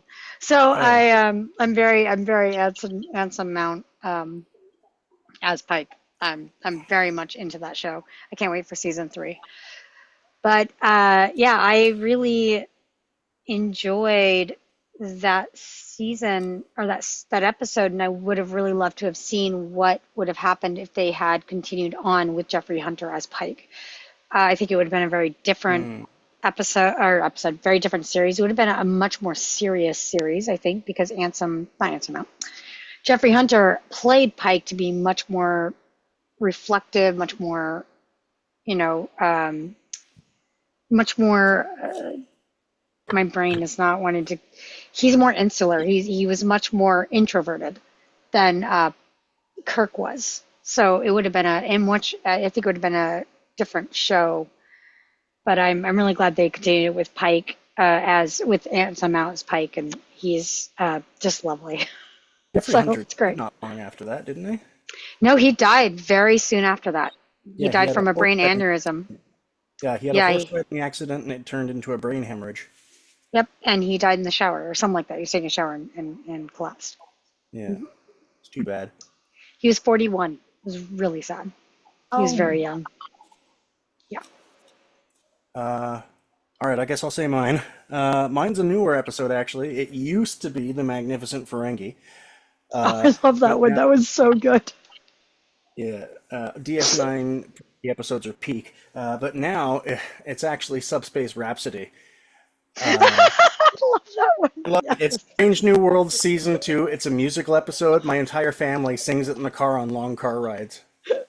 This is why you're my The bestie episode, for the your. episode is I'm ridiculous. just kidding. The So episode is funny. ridiculous. They basically they beam music into a nebula to try and scan it because nothing else is working, and they end up creating some kind of uh, uh, like isolated universe where everybody's stuck in a musical. And of course, the very first person to sing is Spock, and his song basically starts with "What the hell am I doing? Why am I singing?" It's so good. It's such a So, great episode. I love that last song. Oh, and, and freaking Klingons doing K-pop. It's the best. oh yes, K-pop Klingons were hilarious. K-pop Klingons are so funny. Anyway, yeah, you could tell I really love. Yeah. Fun fact: the guy who played the lead Klingon is the same guy who played not the Andorian. Well, we'll call him Andorian because I can't remember the other race that they are. Orion. But Hemmer, Hemmer, Oh, the yes, engineer from yes. first season. Tarek is beautiful. I've met Yeah, him. Yes, he was yeah, lovely. I can believe that. yeah. I went to Vegas in Yeah, actually, August. he's actually blind in real life too, but he doesn't let that stop him. It's amazing. That's We're so still talking cool. about Henry, right? Well, I Yeah. guess I'll go next. I'm here. Since we're talking about Deep Space Nine, I'll stick to Deep Space Nine. I actually have Okay. three of that. I'll be quick. This one, The Way of the Warrior, because that just teaches people about how to go outside their comfort zones and learning that it's okay to go outside their comfort zones and that it's okay to grow, because that is pretty much what Worf does. And Worf is my mom's favorite character. She loves Michael Dorman. And The Yes. Wire. The Wire literally shows a very deep part of the, I don't know what you would call it, between Bashir and Garrick, because Bashir Mm. shows his unconditional love for Garrick. He teaches Garrick, hey, even though you're mean when you're suffering and you're hurting and you lie a lot, I'm still going to love you as you are. And that's a lesson that we should all learn. Even when people struggle and are at their worst, we should love them as they are. And Bashir and Garrick just play that episode so beautiful. Anyway, Yeah, Andrew Robinson played that character queer coded, but he didn't tell anybody until well, much you know, later, the which I eras think of the is time, as far as I know, the era of the time, they didn't have Rick Berman that. was apparently quite homophobic. But thankfully, Yes. fan fiction exists, and there's a lot of it out there, including my own, in which Bashir and Garrick are a very happily married couple with ventures and things, and I'm happy to share that as well. Anyway, and in what's it called, Lower Lower Decks, they Decks. do have a version of that. It's not quite what everybody wanted, I don't think, but it's enough. It's what we're gonna get probably, but thank God for fan fiction where we can do what we want without restrictions, right? They originally were supposed to have Bashir and Garrick as a couple, becoming a couple, and Berman rejected it. Well, that's quite Yeah. sad, but again, fan fiction. So that's why it's all queer coded. That's why there's a lot of queer codedness, apparently. So I do want to say for Deep Space Nine, since we are in Deep Space Nine, my favorite episodes are, I think I have three as well. This one definitely, especially watching it recently, because I was like, oh my gosh, this is happening in real life. The Visitor, that one makes me cry. And Oh then, God, so sad. yeah, that one makes me cry. And Tony Todd, Perfection. And also Far Beyond Our Stars. That one had me bawling on the floor the first time I watched it. I was a kid. I was probably 8 or 9, maybe a little older. No, I think I was older. I think I was almost 12. But anyways, I was bawling on the floor when I first saw that episode. So really hard-hitting episodes, Yeah. obviously. DS9 really knows how to kick you in the nuts when it comes to time travel tomfoolery. Oh yeah. Well, I think Oh it's yeah. important to note too that as a phenomenon, I just went through to add up how many episodes there are of Star Trek across all the various series, Hmm. including the original, the animated, the Next Generation, Deep Space Nine, Voyager, Enterprise, Discovery, the short treks, Picard, Lower Decks, Prodigy, and Strange New Worlds. And the number of episodes is almost 1,000. It's It's 940 amazing. episodes plus 10 movies to take you to 950. And then there's a new series coming up either later this year or 2026 called Starfleet Academy. So There's it's very 13. likely they'll hit 1,000 shows, period, by the time, this series finally, if ever, ends. So Yeah, the impact it has got to have had on multiple generations is absolutely phenomenal. there's Well, actually 13 movies now. To 13. yes, Yeah, because of the originals and then the three new.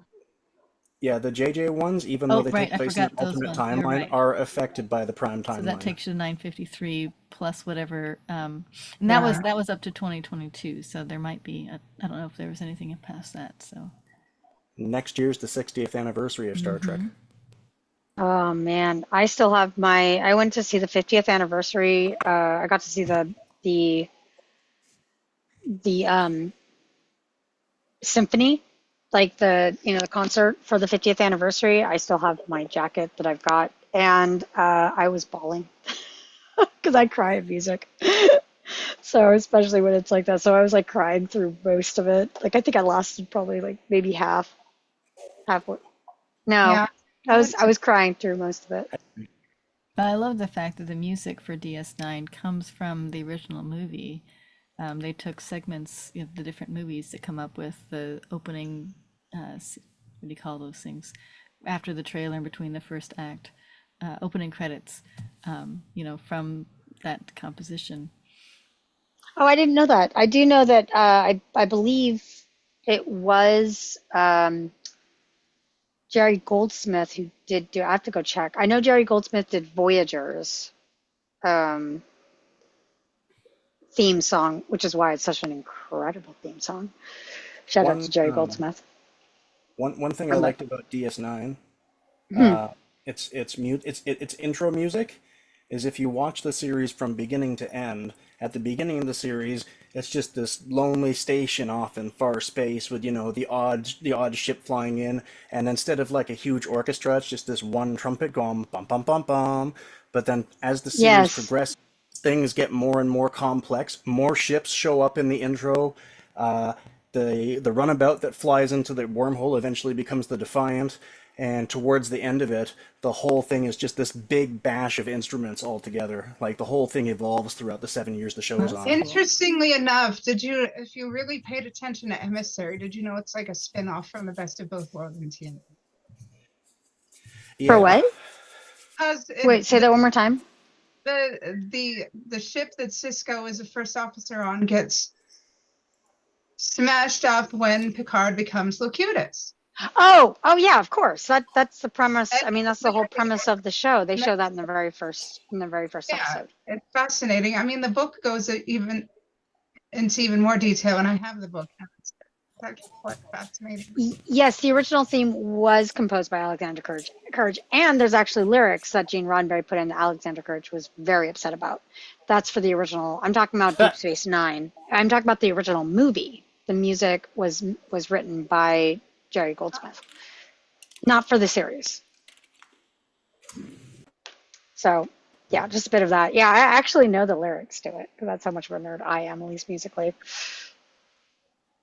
Yeah, I hope to go and, I don't know, purchase a ticket for next year's 60th anniversary. That would be nice just to be able to go. And I went for the 50th to Vegas, and it was great fun. Oh, that's fun. I didn't get to do that. I just got to do the We should symphony. go together. It would be fun. Okay, and that'd be amazing. Because, it's like a week-long thing, and it runs all day, and it's chaotic, but it's fun. That would be fun. That'd be awesome. Anyways, did we get to anybody else? Vicky, did we get to you for your favorite episode? No, What is yours? well, my all-time favorite, I'm going to save that. But I want to honorable mention two from the original series, the Tribbles, of course. Of course. And there's the one where they land on this planet and it's a mining community, and there's the women, and they're the companions for the men, and they have these pills that Mud's make them Women. feel beautiful. Yeah, it's Mud's Women. That one's great. Yeah, so that one I have to mention, but my all-time favorite, Picard, when he lives a whole life. Oh, you also love the Inner Light. Yeah, it's just so complex, and to have the proof when he's back where he should be that he can now play that musical instrument that he couldn't play before. Yeah. Yes, he plays it when he's dating that one Lieutenant Darren. Yeah, the medical technician. They sit in the little space and they play their flutes through their dates.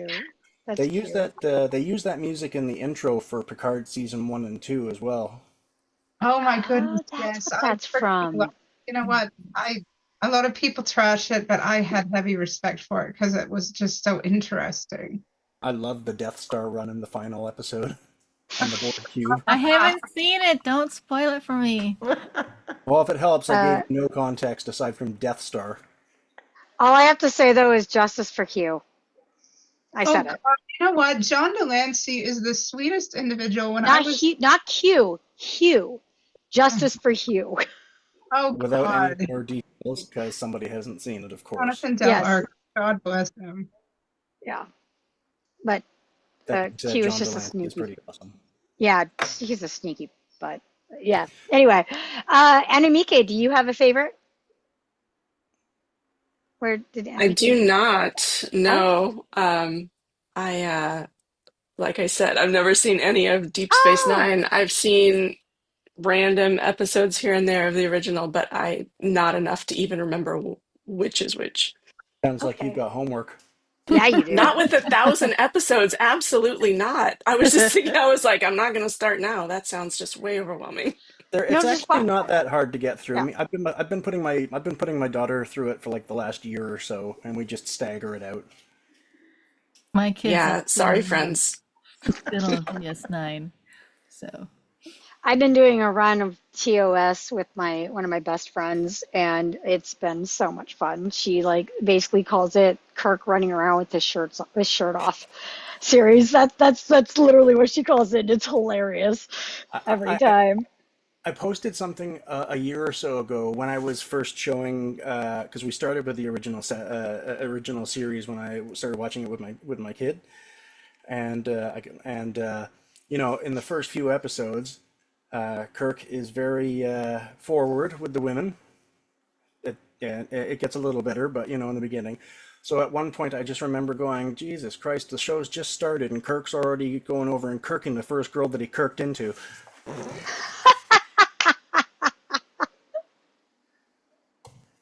But he's super respectful about it.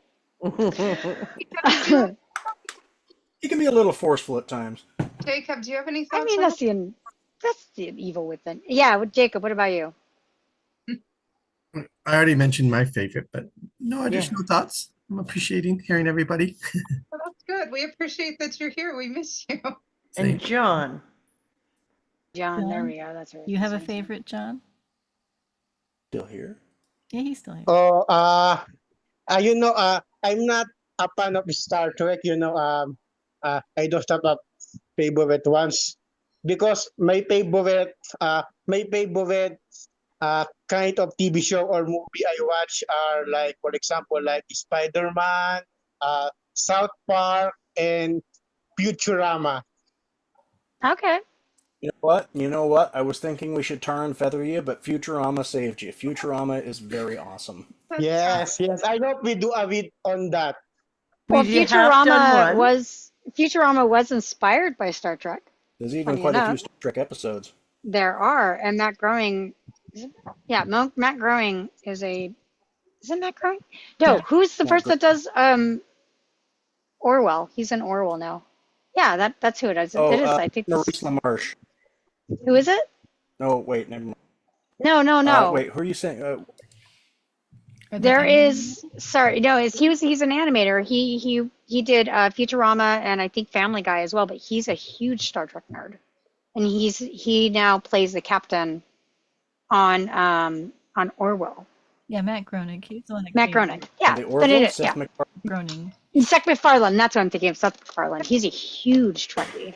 Yeah, the Orville's pretty good. It presents itself as just a goofy comedy series, but it's It's actually not. one of the most Trek shows I've seen in a long time.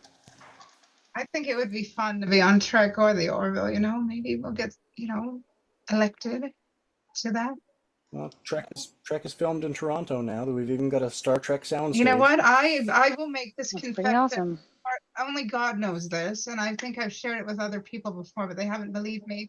Back like in 2021, 2022, I did submit things to be a background actor on Strange New Worlds, but I never got called because they had the out on Facebook. So I'm like, what the hell? I'll just fill them out. So if you're listening, Strange New Worlds, I'm still interested. I'll come to you. Same here. I've been trying to find casting calls for Starfleet Academy for like the last 6 to 8 months. You know what? Give me one if you find it, please. Oh yeah, I me will. too. I'll definitely share. share it if I can. To actually star in some things with you on actual screens would be freaking awesome. We could party about it. Honestly, it's my primary acting goal. Even if I never do anything else, if I can get even 10 seconds of screen time, even if it's just my butt in a Star Trek uniform, then I'll be happy. Yeah. You know, like if they don't even have to get my face. They'll just be like, "Oh, look, there's Simon's butt walking off Well, camera." you do a good job as Ensign Esposito right now in the things I'm writing. If you want to talk about that. Thanks. I'm also on the Tigress there playing Volek of the Vec. Yeah, I'm Par, by the way. I'm the little Ferengi that runs around all cute. Oh, that's so Oh yes, I fun, recognize guys. your Ferengi voice is very good. Oh, thank you. It's just my natural voice, modeled a little bit after Quark. You know, it's funny. Actually, I'm playing two characters on Star Trek Renewal now because I'm also playing Captain Sean. Oh, okay, cool. Now, oh, you must love the episodes that are coming out. Oh, Sean's voice is hard to Nervous. do. It's not my voice by the isn't way, deep enough. I'm like pretty much the main writer right now on Renewal Star Trek fan production, and I've written like 6 or 7 scripts. Like at least, let's see, 3 of them have been produced, and a lot of them are in post-production or pre-production. That's freaking awesome. And Simon That's and really I awesome. there. Yes, and we're always casting, and I have promised Vicky some work, but I'm promising the rest work to you as well. I mean, it's not paid, but it's sure fun. It's fun.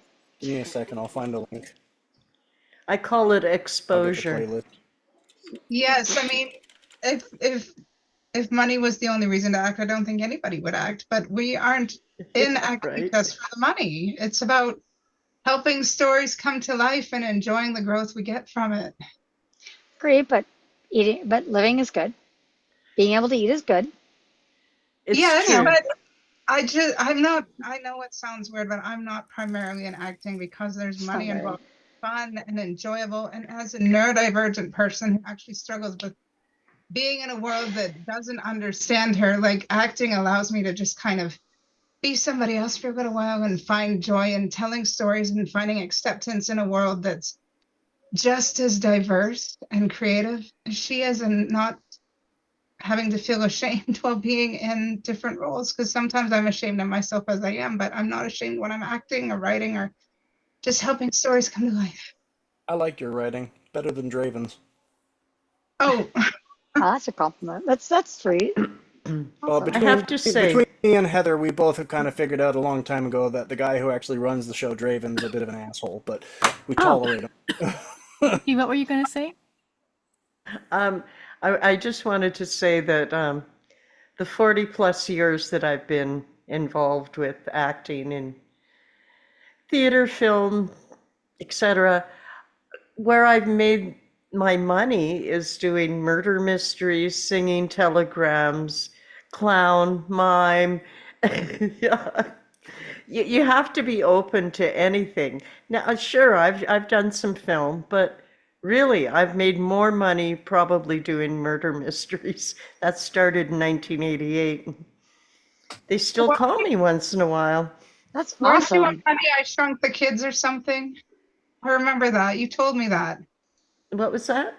Weren't you on Honey, I Shrunk the Kids?